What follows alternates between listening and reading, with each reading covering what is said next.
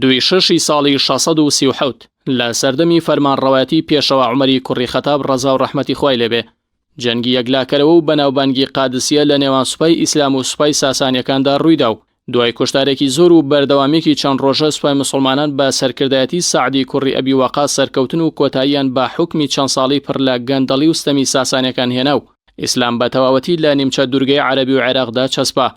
میلەتی کورد لەو کاتەدا یەکێک بوو لەو میلەتانی لە ژێر چنگ و ستەمی ساسانیەکاندا دەیناڵاند و بە هاتنی ئاینی پیرۆزی ئیسلام دەروی خێر و خۆشی لێکرایەوە. لەو شەڕەدا ڕۆستەمی پادشای ساسانیەکان کوژرا و تەخت و تاراجەکەی وەک غەنیمەت نێردرایەوە بۆ شاری مەدینە و شوێنی ڕوودانی جەنگەکەش قادسیە بوو.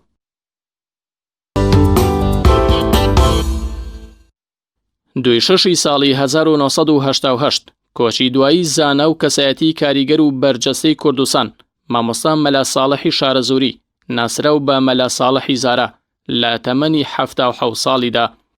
مامۆستا مەلا ساڵحی شارەزووری باوکی نووسەری کاریگەر و زانای هەڵکەوتوی کورد مامۆستا مەلا محەممەد ساڵح شارەزووری بووە.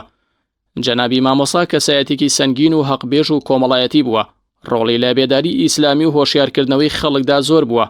ماوەی 40 ساڵ وتاربێژ و ئیمامی مزگەوت بووە بە بێ ئەوەی بچووکترین موچە لە حکومەتی ئەو کاتی عێراق وەربگرێت و بەلایەوە حرام بووە کە موچەی ڕژێمێکی عەفلەقی وەربگرێت.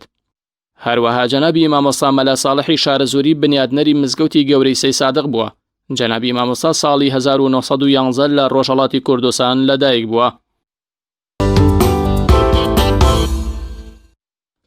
دوی شەشی ساڵی 2012 دوای ڕوخان و هەرەسێنانی دەسەڵاتەکەی لە میسڕدا دادگای باڵای ئەو وڵاتە بە فشار و کاریگەری حکوومەتی نوێ خۆپیشاندەرانی وڵات محەممەد حوسنی مبارەکی سەرۆکی پێشووتری میسر و حەبیب عادل وەزیری ناوخۆی میسر سزای زیندانی هەتایان بۆ دەرچوو بە تۆمەتی کوشتنی خۆپیشاندەران و گەندەڵی ئیداری و سیاسی و ئابووری لەو وڵاتەدا.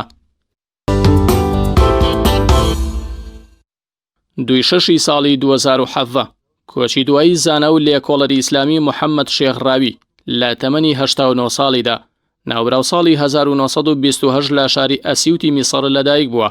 خوێندن و دەرچوونی لە زانکۆی ئەسەر بووە. یەکێک بووە لە ئەندامانی کۆڕی لێکۆڵینەوەی ئیسلامی لە قاهیرە. هەروەها سەرۆکی بەشی تەفسیر بووە لە زانکۆی ئیمام محەممەدی کوڕی سعود لە شاری ڕیاضی پایتەختی سعودیە. لە گوندەکەی خۆی تەواوی قورئانی پیرۆزی بە منداڵی لەبەر کردووە. لە بوارەکانی قورئان و فیکری ئیسلامی و تەفسیردا زیاد لە 15 دانراوی بەپێزی هەن.